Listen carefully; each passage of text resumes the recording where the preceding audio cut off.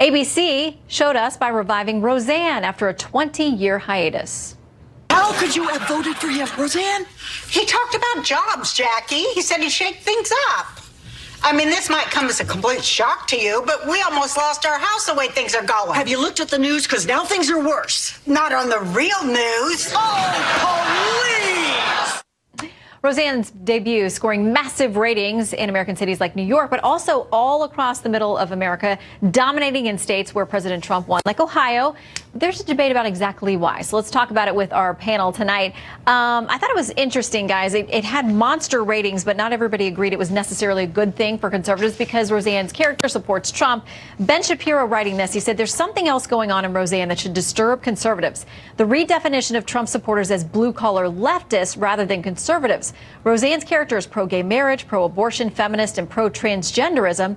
And the implication is that she's a good person because of these views. But the real difference between Trump voters and Hillary voters are economic in nature, not cultural. Lisa, what do you make of that?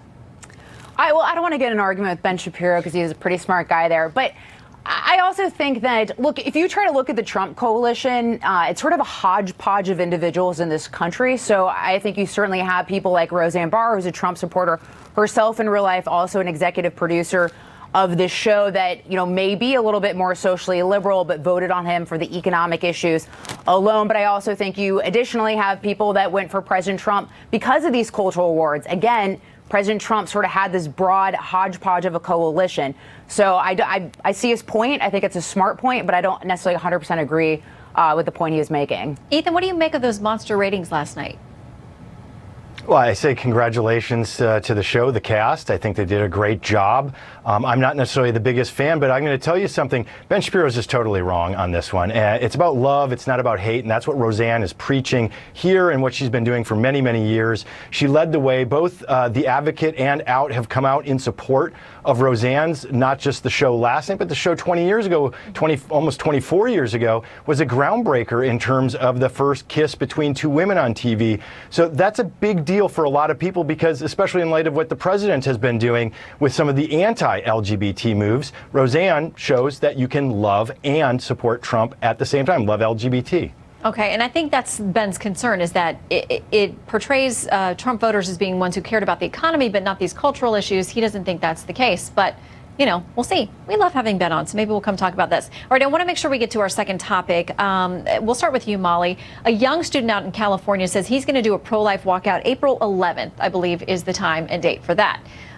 He wants to test a couple of things. He says he says, along with being a movement commemorating the millions of children who fell victim to abortion, the movement is one that stands for all students' right to freedoms of speech and assembly. He says he wants to test this theory about whether it'll get the same kind of support that the anti-gun rallies did.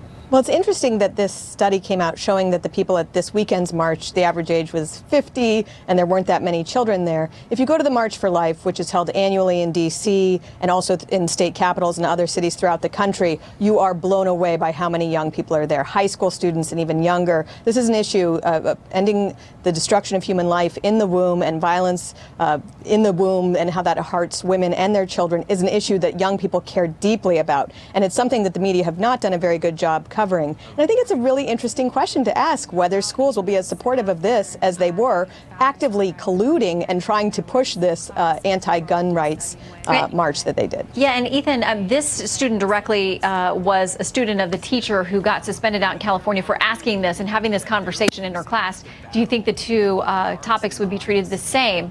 What do you make of his plan? I mean, I always support people to exercise their First Amendment right, but there is a significant difference between an already existing March for Life and anti-abortion rally that goes on and a reaction by a lot of people. By the way, I was at the March for Our Lives with my two small children, well under the age of 50, and my kids are way under the age of 50. So I think we saw a lot of young people there. That study was somewhat non-scientific in D.C. only. But the point is the kids in Parkland and around the country are worried about the violence that took place at Marjorie Stoneman Douglas High School.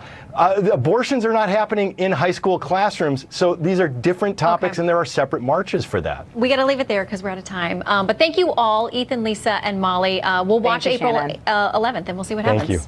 Thank you, guys. All right, Facebook.